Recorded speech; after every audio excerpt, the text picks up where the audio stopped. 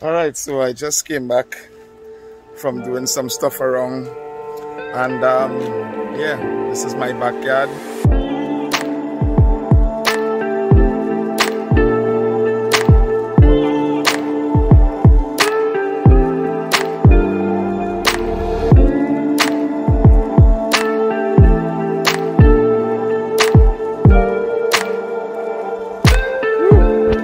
Alright, so I just came back from doing some stuff around, and yeah, this is my backyard once again, and we have not been having good weather here in Trinidad at all for astrophotography, and we haven't been having good weather for months. All right, so that's why I haven't been posting as much, but in light of that, we were able to get one good night the other night, and still with that one good night I was only able to get in a few minutes of photos. All right, so I'll show you what we were able to get.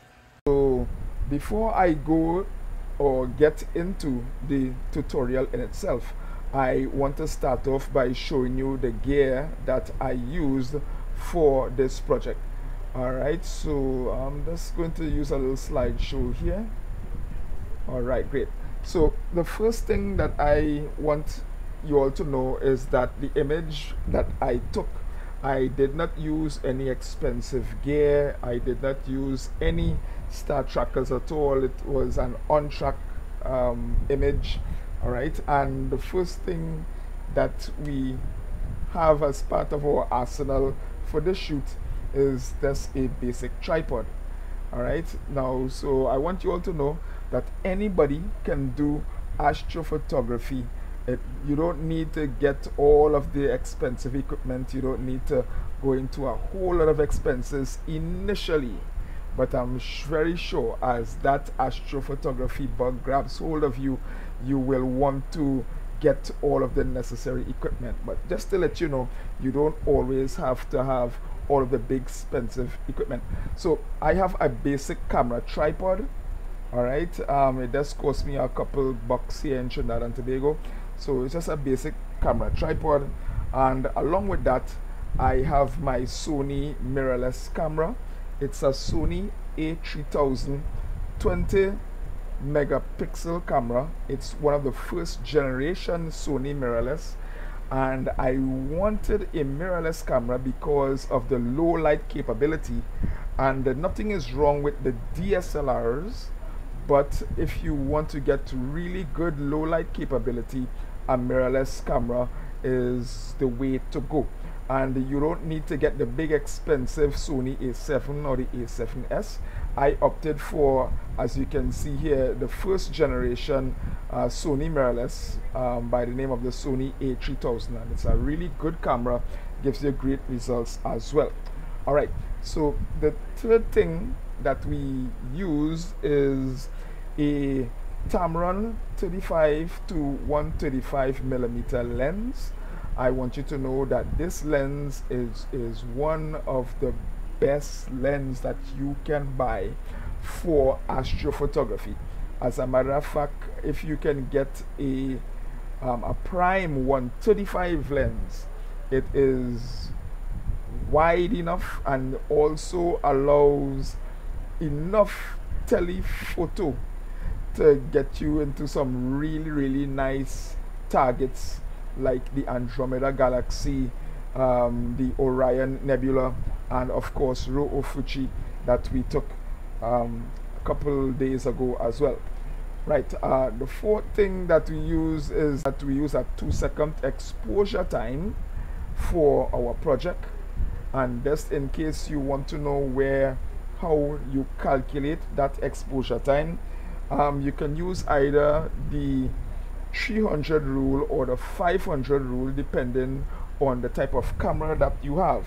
But a good way to just help you with all of the maths is to go to lonelyspec.com, and lonelyspec.com shows you all you do is to just type in the configuration that you're working with.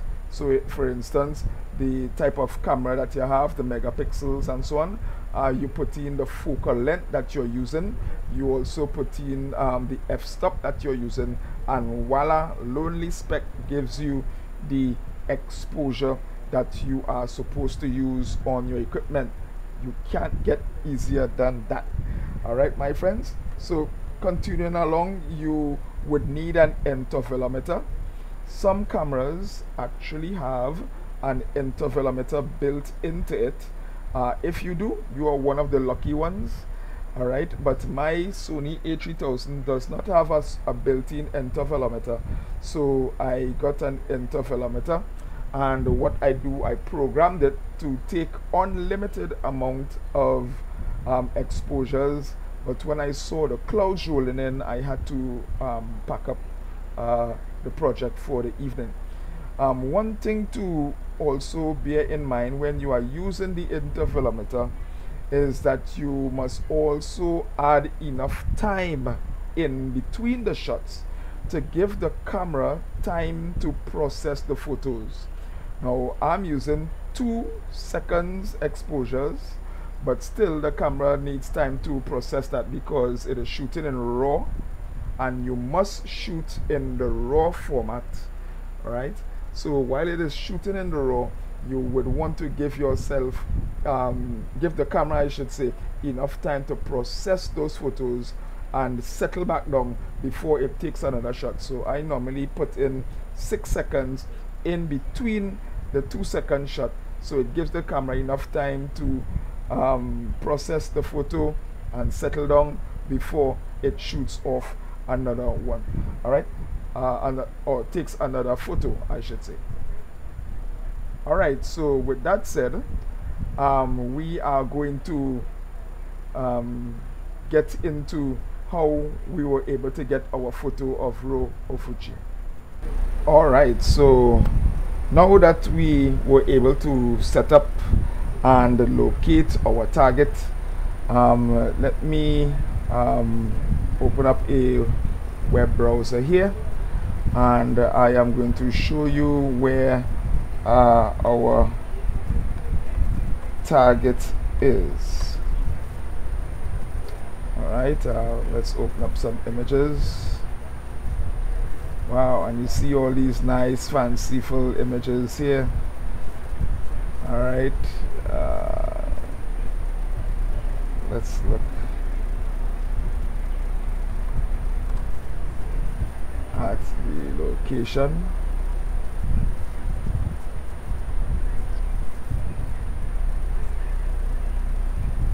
All right, so just to give you an idea, all right, in the night sky we have the Scorpius constellation, and we have these 3 bright stars here in the Scorpius constellation, and as it comes down to the center, there's an orange star called Antares, or Antares, however you want to pronounce it.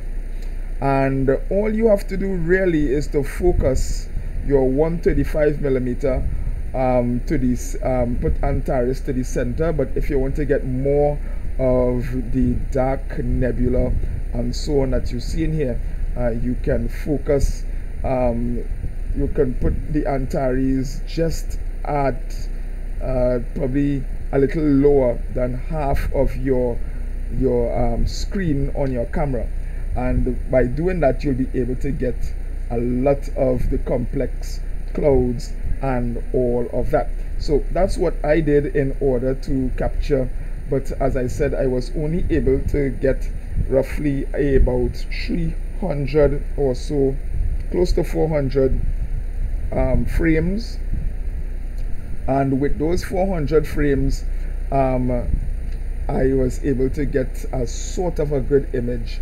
I have to add some more data to it, so the next time that we get a very good night, a good starry night closer to the new moon, or no moon in the sky I should say, we'll be able to get some more data on it. So, and I will show you how to do that as well.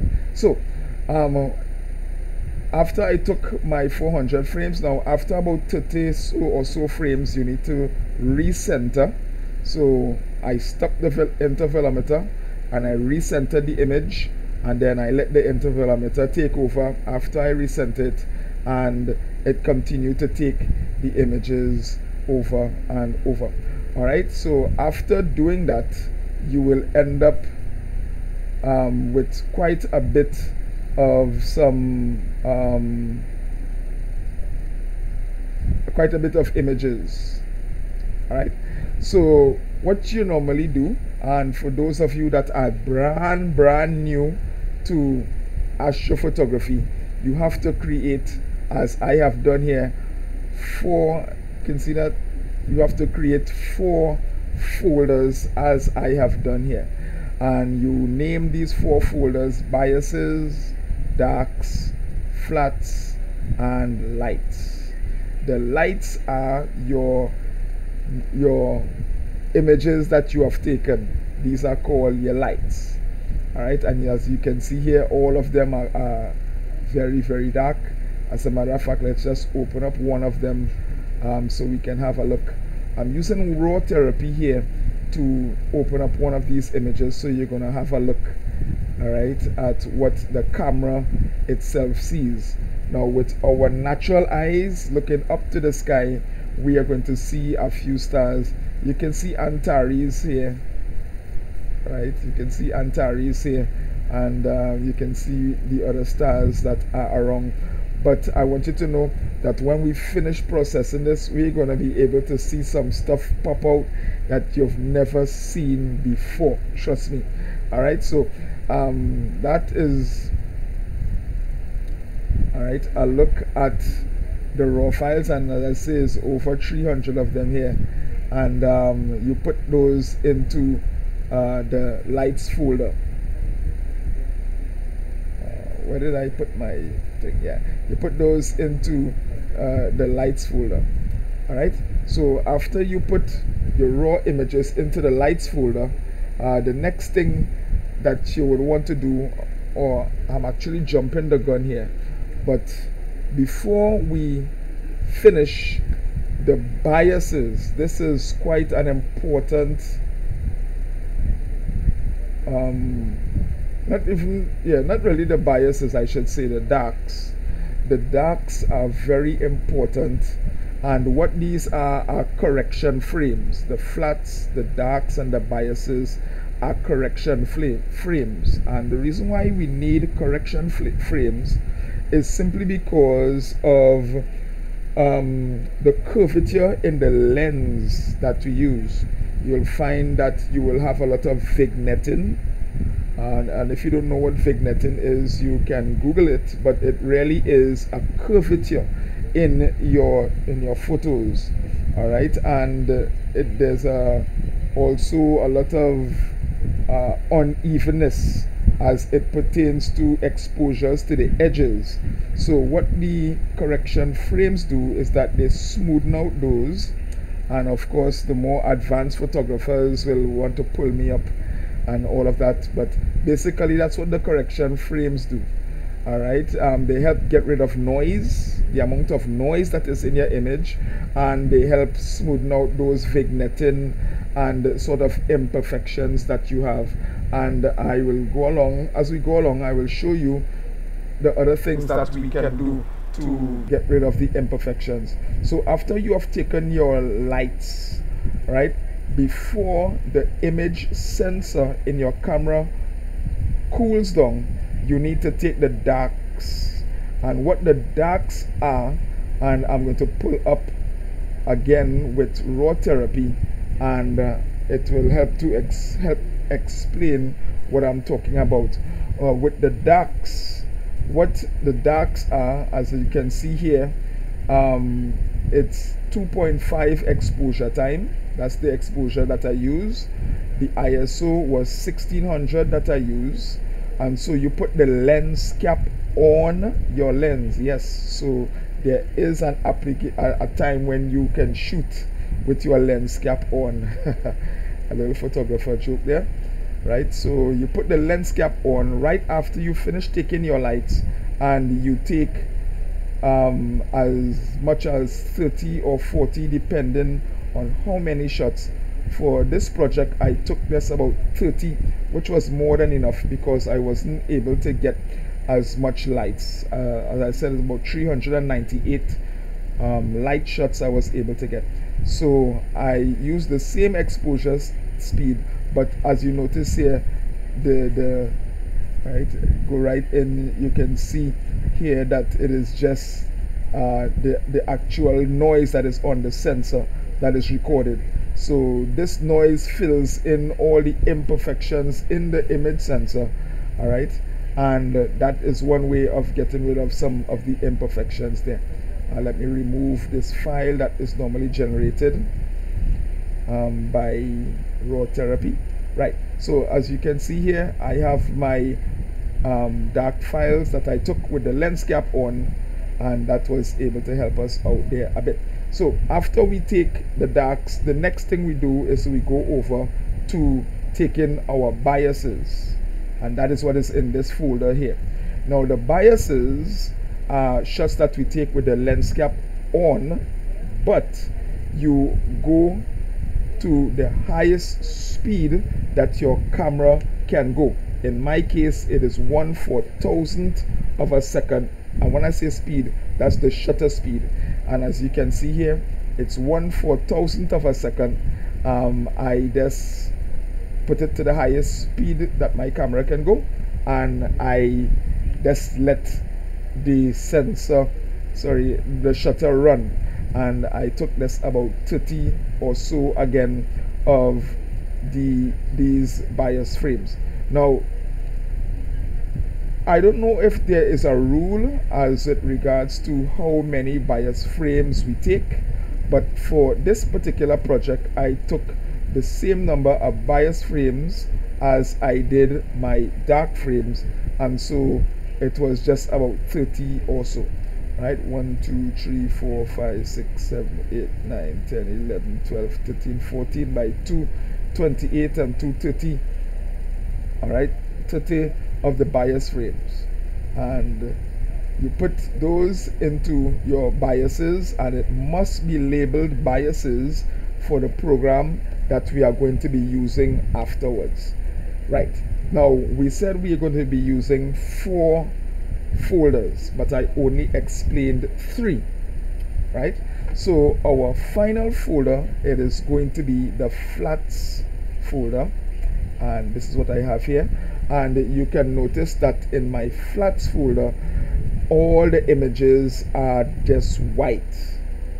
All right, and yes, you need to have these flats shots taken, and anybody who does astrophotography will tell you the same, whether you are using the programs that I use or you are using an advanced program like PixInsight or any of the other or Nina or any of the other astrophotography processing programs. They all use the basic thing, which is your lights, your darks, your biases, and your flats. Now the nice thing about the flats are you can use the flats over and over again, depending on the project that you are doing. All right, so I have my flats here, and I took this about 26 or maybe 27 of them. All right, and let me once again pull up Rho Therapy so you can see what our flats look like. And Rho Therapy is kicking in, and there we are. Our flats is just a white background. Some people say if you have a white wall you can use it, but my personal preference is to use either a white t-shirt or a white vest, or in my case I actually have some white linen cloth that I bought from the cloth store, and I have those, and you can just put it over the lens, use a rubber band or some tape to fasten it down, and use the same exposure as that of your lights frames. In my case it was 2 seconds, and I took this about close to 30 of them as possible.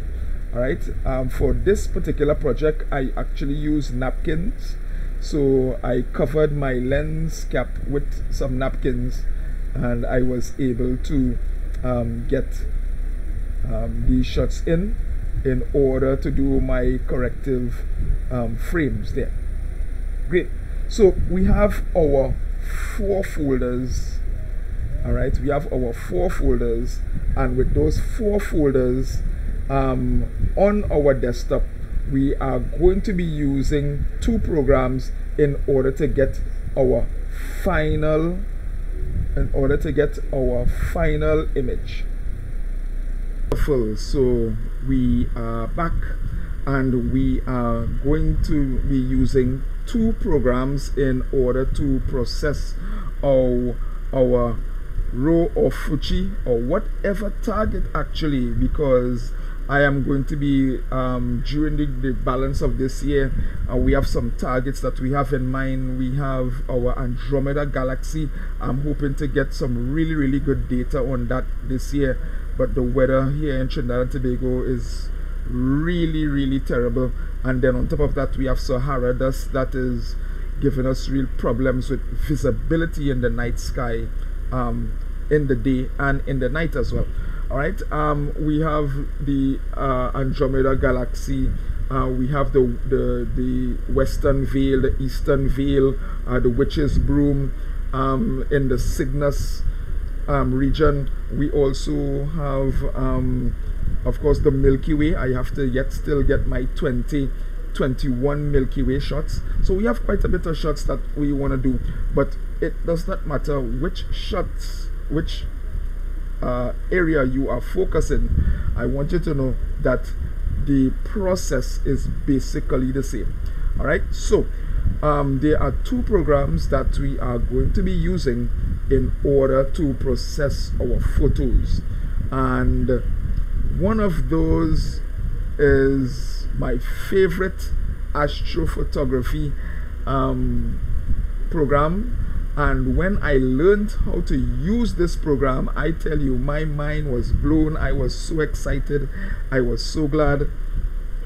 All right, so it is called Siril, Siril, and it's available for Mac. It's available for Windows, and my desktop, as you can see, is not any of those. I use Linux, so it's also available in Linux, my friends.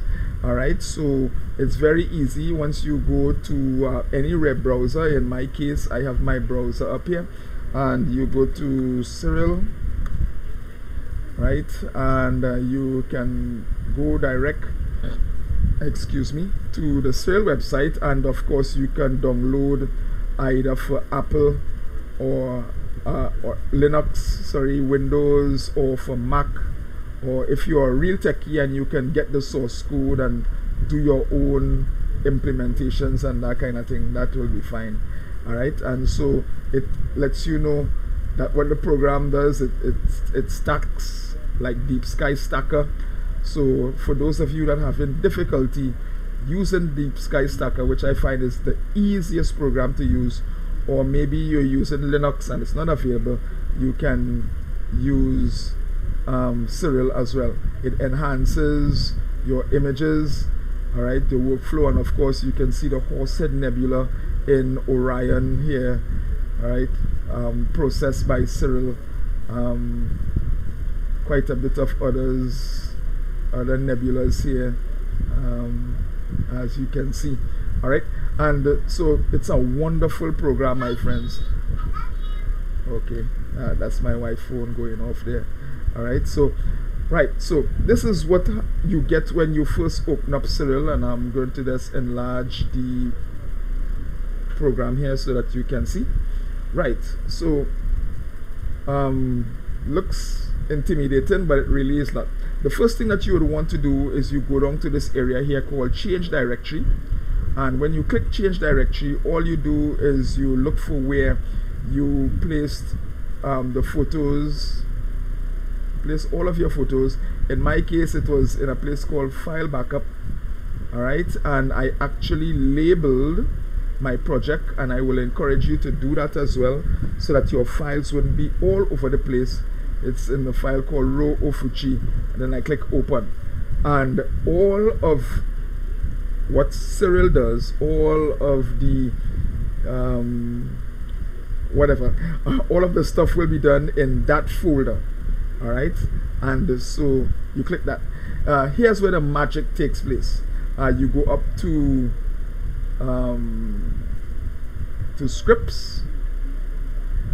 You go up to scripts, and once you have your lights, your darks, your biases, and your flats, you click on DSLR processing, and it will process, it will do everything for you. You don't have to worry. Just make sure that you have enough hard drive space. If you do not have enough hard drive space, I would strongly recommend that you get an external drive, preferably 500 gigabytes or more, preferably, and you can plug it into your laptop or your desktop and transfer your files there, and Siril will work on it. So once you have enough hard drive space, you should not have a problem. Siril does a fantastic job of stacking your photos for you. Alright, so once you click DSLR processing, it will stack all of your photos for you. No problems at all with that. If you did not take any flats or darks, you can see here it will tell you in the scripts. If you did not take any darks, you can click that. If you did not take any flats, you can click right here. If you did not take any flats or darks, you can click this one here. And if you did not take any flats, darks, or biases, you just took a flat image and no correction plates or frames, and you just want to stack them, you can also do that with Siril as well. There's the time for this stacking, right? And I will show you that afterwards. You can actually stack 2 of your frames, and I'll explain that in a little bit.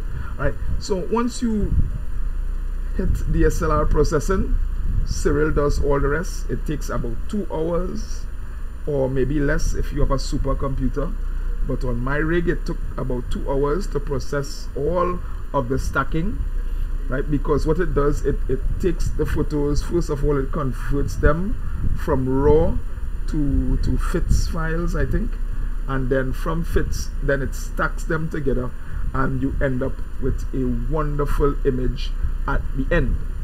All right, so because I have done this already, I am going to show you the image that, right, so immediately you will see here that it gives you a fit file. All right, it gives you a fit file when it finishes stacking the images for you. So I am going to open with Siril the fits file that was just stacked. Open, and Siril does its thing. Brilliant. And this is the nice thing that I love about Siril. At first I was confused, but I want you to know that there's nothing to be confused about. You have your stacked images here. You have the RGB, which is the red channel, the green channel, and the blue channel put together on this plate here. And then you have this window here, or I should say window, this window here, RGB image here. And on this window here, you have it broken up, right? So, and this is fantastic. If you are actually working with a RGB filter wheel, you have your luminance, you have your red channel, your green channel, all right? It's a fantastic program. Now, you'll notice you're not seeing anything much within the panels here. Even if you enlarge them, of course, you're not seeing anything much there. All right, and this is how it is with any stacking program that you have, because the image is actually condensed, and so you have to stretch it out in order to see any visible thing. The nice thing is here, with Siril, in this panel here that you see linear, you click on the drop down menu and we can go to auto stretch, and already in the RGB section we are seeing some things happening here. Let's enlarge that a little bit.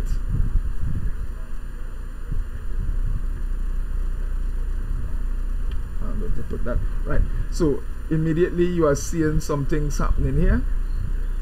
Alright, and we're going to get into that a little bit more later on.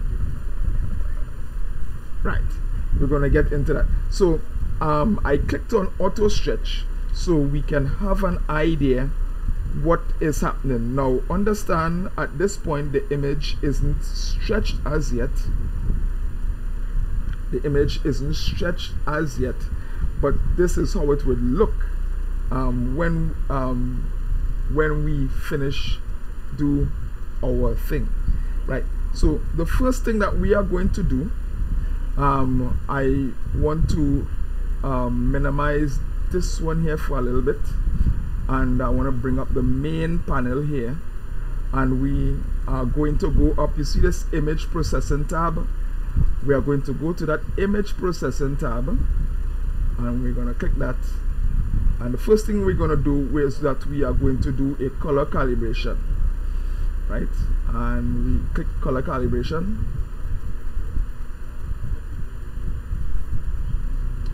and this thing here comes up.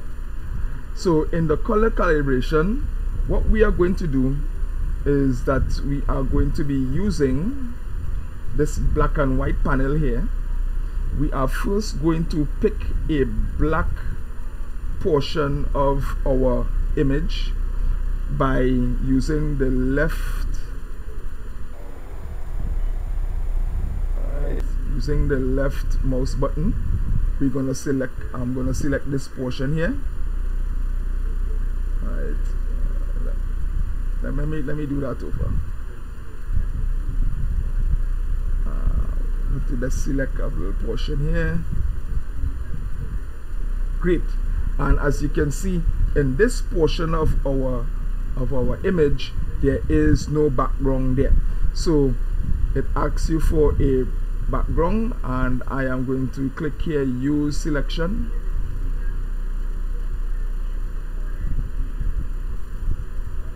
Great. And when I click that use selection part there, that is, you see, right? And then I'm going to click, after that I'm going to click background neutralization. Wow, and already we are seeing some things happening here, right? The next part I'm going to do now is select a portion that has a white background. Now this image is very tight, so I am going to increase it a bit, and where we have zoom to fit, I am going to increase the image to 1 to 2. Right, so the image is quite large, and I'm going to use Antares here as the white portion, so I'm going to select there. And in this portion here that says use selection, I'm going to select that, right, and then I'm going to click apply.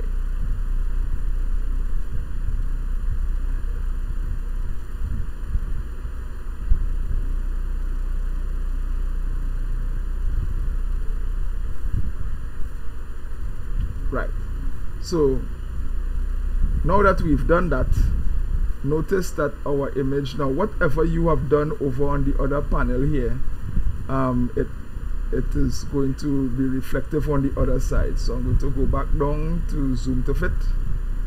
Right, and we have done that, our color calibration, and as you can see, I have these purple areas around here, and you don't have to worry about that, simply because we are not going to be using all of that. We just want this main portion in the center here. All right, and our color calibration is finished for the time being. We're going to click close. Great.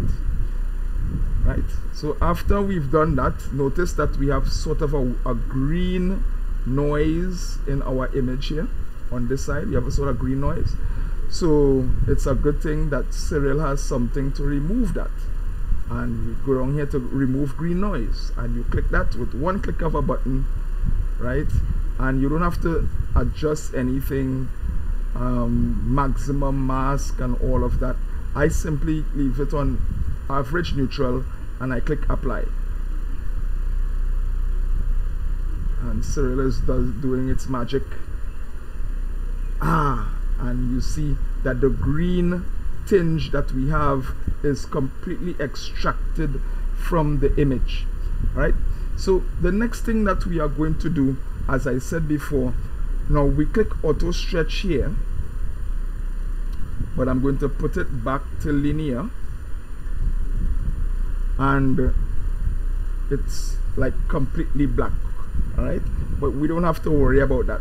We are going to image processing again, and we are going to histogram transformation.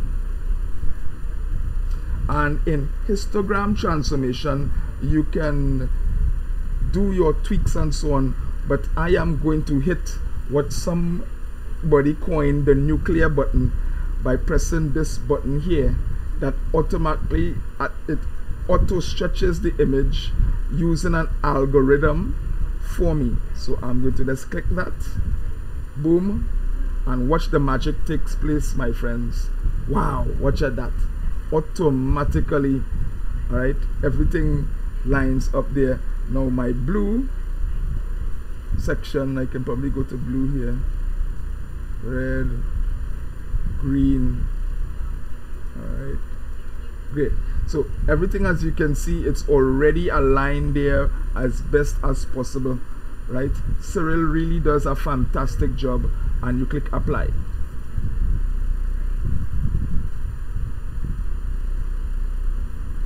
Right, so it is applied, my friends, and immediately you are beginning to see quite a bit more detail coming out. You have Antares here, and you have a globular cluster in the image. Wow, that was not there before. All right, and I tell you, this is really great. So after we have gotten this section here, right, apply, going to just come out of that,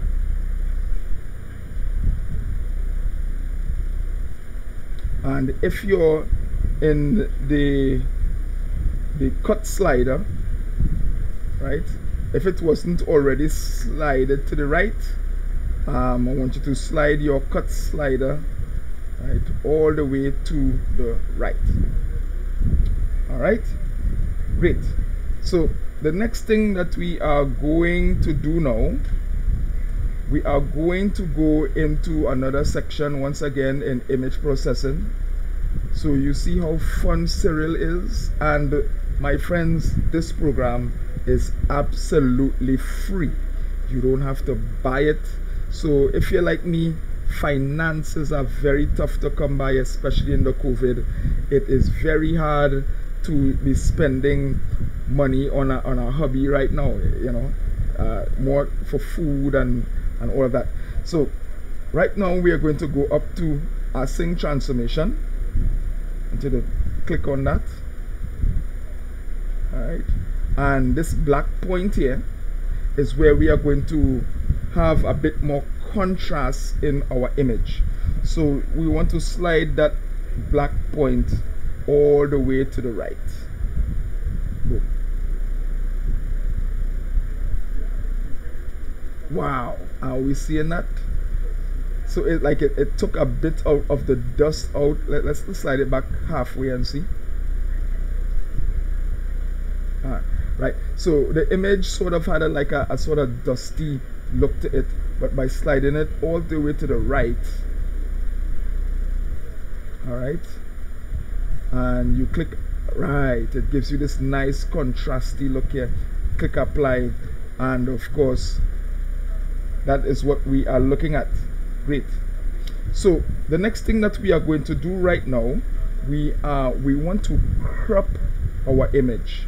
So all of the edges and sort of the artifacts that you get, all right, as you had lined the image up, we want to crop that out. So what I do, using the right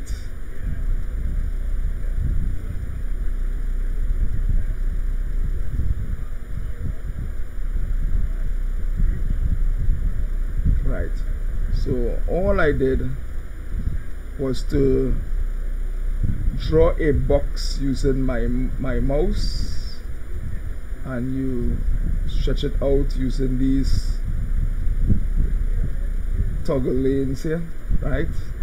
And of course don't worry, because we can crop it even further when we begin to do our final editing.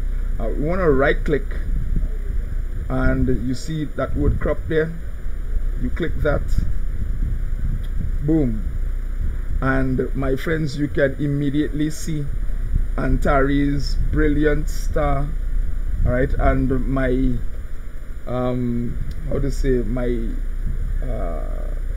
focusing was spot on, because Antares is just magnificent there. You can see the globular cluster there and all of these other fine stars within our image, right? Let's take a look at the RGB side. Wow, look at the RGB side here, my friends. Doesn't that look fantastic? Fantastic, doesn't it? Yes. So you have that RGB side there, all right? And I think this is good enough here for me. What do you guys think? There's another section that we can go into by taking away, all right, some of the background, but I think that our background looks fantastic there. For other images, you can extract some of the background, all right, but let me just show you that stage if you like. So you go down to process image, and you go into background extraction, and you click that, all right? When you click that, you leave the degree order at 4, and we, in this section here that has sample line, we want to go down there and put it to about 15 or so, all right? And when we do that, we want to click generate. Great. And you're going to see some boxes apply all over our image. Now the thing is, you don't want any of these boxes in the target of your image, and because our target is so wide field, what we want to do is to just right click to remove the boxes, of course, around Antares, because where we remove the boxes, that is the area in which it's going to be shown by the star cluster here. We want to remove that. By this star here, we want to remove that as well, all right? Up in these areas here, there is some dark clouds that we want to bring out, so we want to remove, all right?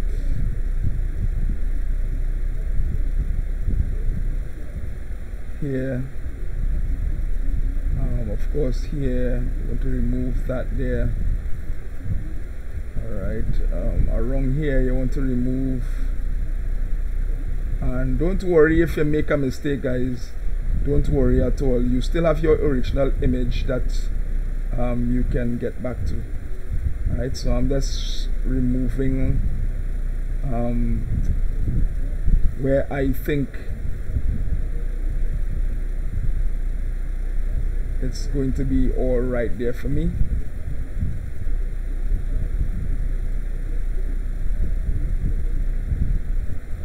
All right, so by the base here, I would leave that there a little bit. I want to remove here, because really and truly the area that we want to keep is really this area here, And of course you can left click and put back on some. There are 2 dark lanes that actually come out here, so I want to actually capture that as best as possible.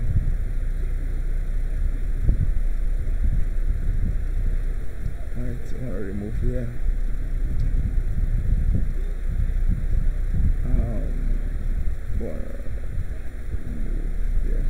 Probably put in some here. Right, remove this one. Right, and so you can see that I have actually removed, and we can remove this one here. I have removed these green boxes from the main area of our image, and where the green boxes are, it's going to extract the background as much as possible in that area there. All right, so once we have done that, you click apply, and Siril does its thing.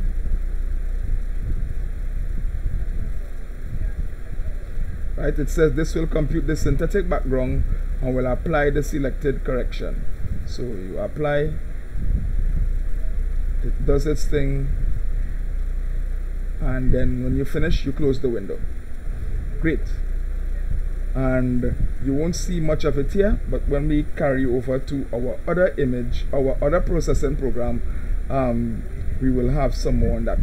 Right, and then finally we're going to do some color saturation. So you go up again to image processing, you go into color saturation, and you apply, this is the taste here.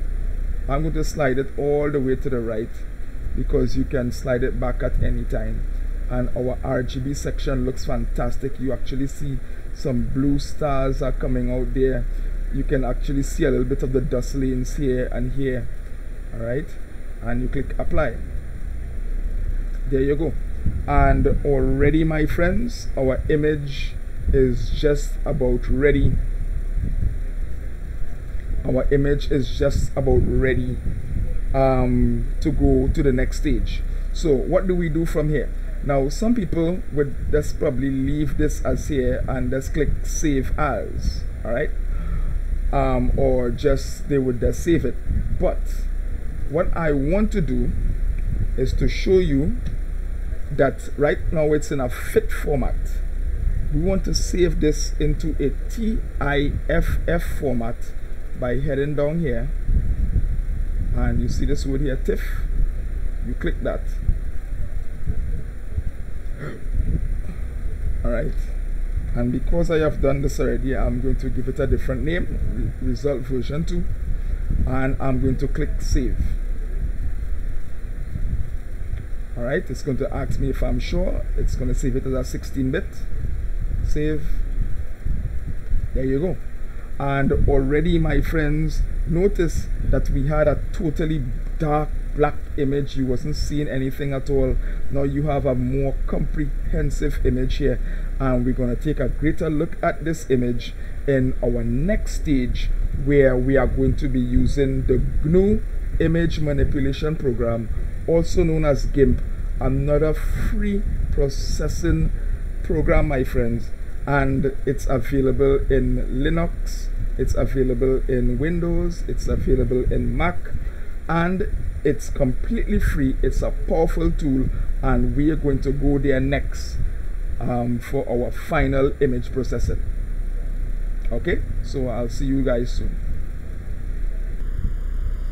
All right, guys, so we are going into the final stage of our image, our astro-photography image processing for the evening of a very complex target. Some people say it's not a target for beginners. I kind of agree with it, because you have so many elements within that image, or in that area of the sky.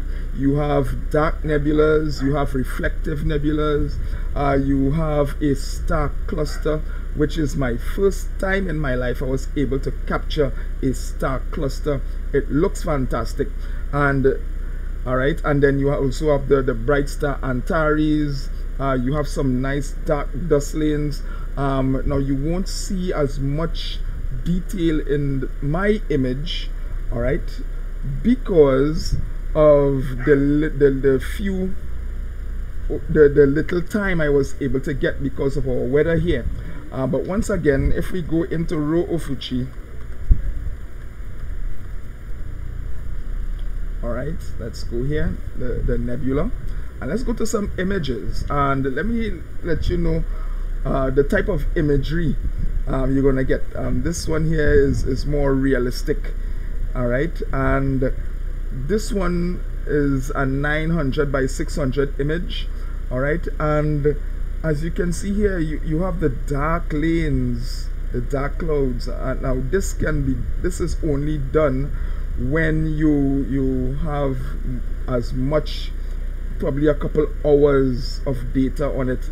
You have these blue clouds, you have pink clouds in here, you have some brown clouds there, all right, so, and then you have of course the fine stars in the background. So it's a really nice image that you can frame and put as a desktop.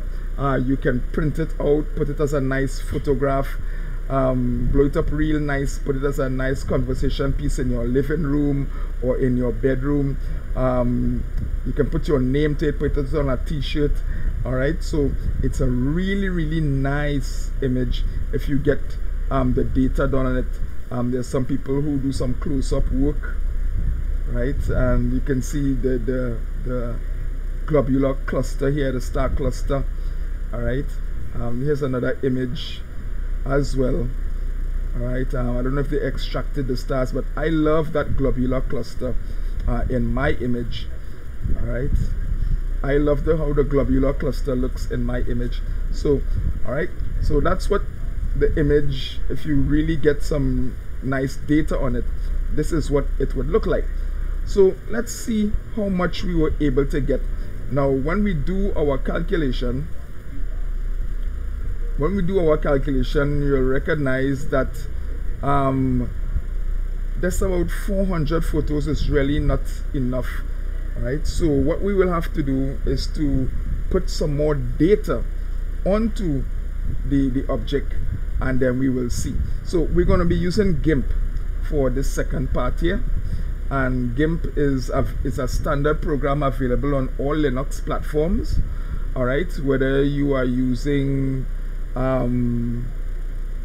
because I am using Kubuntu, which is a division of Ubuntu here, all right. I'm using Ubuntu, all right. So if you are using Manjaro, or if you are using any of the others, it's available, so you don't have to worry about that, right? So I'm going to go to File, go to Open, and we're going to go right where we have it in File Backup. You're going to see here Rho Ophiuchi Shoot. We're going to click that and click, in fact we're going to double click that, all right, and we went into here, right, and you see result version 2. That's the one that we did. We're going to click that and we're going to click Open. Wow, great. And as you can see here, my friends, we have our little star cluster here, right? Good. So we are in the GIMP program, and of course the photo it doesn't look as fanciful as those other ones, but not to worry, we only have this is only about 6 minutes, which is not enough. Some of those shots that you saw just now, those were hours. I don't know why my neighbor's dog is barking, right, but those are hours. So 6 minutes, let me just show you what you are able to get with 6 minutes. And the nice thing about astrophotography, you can continue to stack data upon data upon data upon data. So I have 6 minutes. I have a lot more minutes to stack to this in order to give us a nice final image, probably later down in the year, before the constellation moves away, right? So the first thing that you do with any astrophotography image, when you now put it into GIMP, you want to duplicate that image. So you can do this a number of ways. My personal bet is to just go right down here, click on that icon, and of course it duplicates. I have my histogram here showing me that the image is already lined up properly and everything there, right? And we have this, and I am going to double click on top to change the name, and I'm going to put this as first stretch. Now we have already stretched the image, but let's see if we can probably get any more detail out of this. So we're going to go to colors, we are going to go to curves, and I'm going to give this an astro stretch.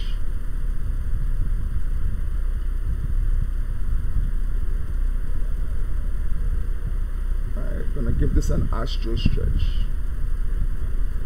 Ooh, are we seeing that? My friends, are we seeing the level of detail that is being brought out in this in this image? Right, I'm gonna give this a nice astro curve here. Great. I'm gonna click OK. Wow, and immediately we are seeing our globular cluster come into light. We are seeing Antares here, right?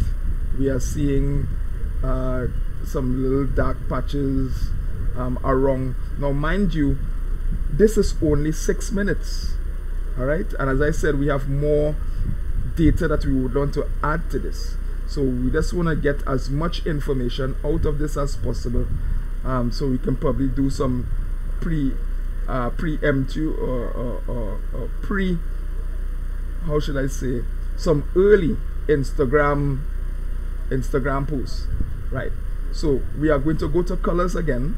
That's just the first stretch. We're going to go to colors again. We are going to go to curves again, but this time I want to give it a more contrast. So I'm going to pull this along here.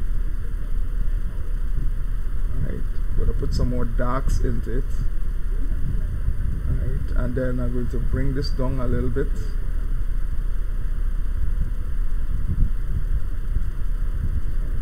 And I'm going to give a little light to the subject up there. Great, I'm going to click OK. Right, so we are seeing immediately, alright, that we have some bit of blues here. We have a slight bit of blue dust lane here, right? The image is quite light on the edges, right? And we can crop it in further, all right? But we're not finished as yet, and our histogram shows that we have that. So let's go to colors again, and we're going to go to levels, and let's see how it looks in the level section. Now this slider is a bit in too much, and that could be accounting for why we have all of these white edges here. So I'm going to pull that slider back a little bit so that we don't clip any of our data. Pull that back. And once we did that, our photo looks pretty much better. I'm gonna pull this up here a little bit, just to the edge. Click OK. Right, and right, so once we are here, notice if you look at it carefully, you are seeing that one of the dark lanes here, seeing that dark lane there, and another dark lane here, and then we have a couple darks just around there. But our globular cluster, this is so impressive. Now on GIMP, you just press plus, right? And you see, as I went in some more, because I used 2 seconds, 2.5 seconds, I think, I have a slight bit of trail in there. But my Antares star is looking sharp as ever, right? if we come out a little bit more, it doesn't bother us at all, and I am totally satisfied with this image. As I said, it is only 6 minutes, my friends, so that is nowhere close to the justice that we can do with this program here. We already have some coloration coming in. We can go to colors, go to saturation, and we can add some coloration to it. Right, yeah, click OK, and already we are seeing the blues coming out there a little bit, right? We have a bit of green fringing and so on taking place up there, but already I am quite satisfied with this image. As again, only 6 minutes. This is fantastic for real astrophotography. When I say real, for the images that we just saw, 6 minutes is just one frame, and we have guys that sometimes they stay up whole night getting with their powerful telescopes and their tracking mounts, and they get hours of data. We only have 6 minutes, and this is what we look forward here. And once again, this was just with a camera, this was just with a 135mm lens, this was just with a normal tripod and intervalometer, and this, with our love for capturing the night sky, this is what we were able to get. All right, I was able to post, right, and so you can stop here or you can tweak around and see what you can pull out of the image, but I don't think we can pull much more out of 6 minutes. What we need to do is to add more data to our image, and let me show you how we do that quickly. Remember when I said that when you put your images together, let me go back to where I have it, Rho Ophiuchi. When you put your images together, all right, Siril actually gives you a resulting fit file. So all we do when we get more data, you don't have to go back over the corrective plates, at least not yet. What we do is that we just stack the images, right, and with the resulting fits file, what you do, you stack the two fits file together. So I have 6 minutes now. Later on I might have 30 minutes. I can stack my 30 minutes to my 6 minutes, or if I get an hour, I stack that hour into this, and so you stack the two fit files together in Siril. Let me show you how you do that. You go to Siril, all right, and where there is source and so on here, you see where it says TIFF images, you can add, and you can go to your TIFF image here, right, click add, and then of course you can add another TIFF image together. Or my personal best, you just go to scripts, right, you go to DSLR processing, you select, all right, now it will go there. Let me click stop, right, script execution fail, right, because I click stop, right. Now notice it was already beginning to decode my start its process. But all you do is that you put your two fit files together, and you tell Siril, I want you to stack these two files together for me, and Siril will go ahead and stack the two files together for you, right? And that's what you get. So this is what we were able to do for this tutorial. Let me show you another image that the first one that I did.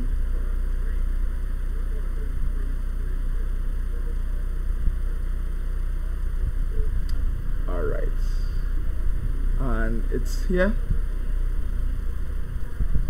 and this was what I was able to get, you see, right, with the blues here, and of course the two dust lanes that you see here, 1, 2, all right, Antares bright and wonderful there. Just a little bit of star trailing, but I'm not worried with that one bit. I am very proud of this image, that I was able to get. And of course, if you go to my Instagram, you're going to be able to see the photo in my Instagram page. So I'm going to open this up with new a little bit. Right, and this is how it looks in GIMP.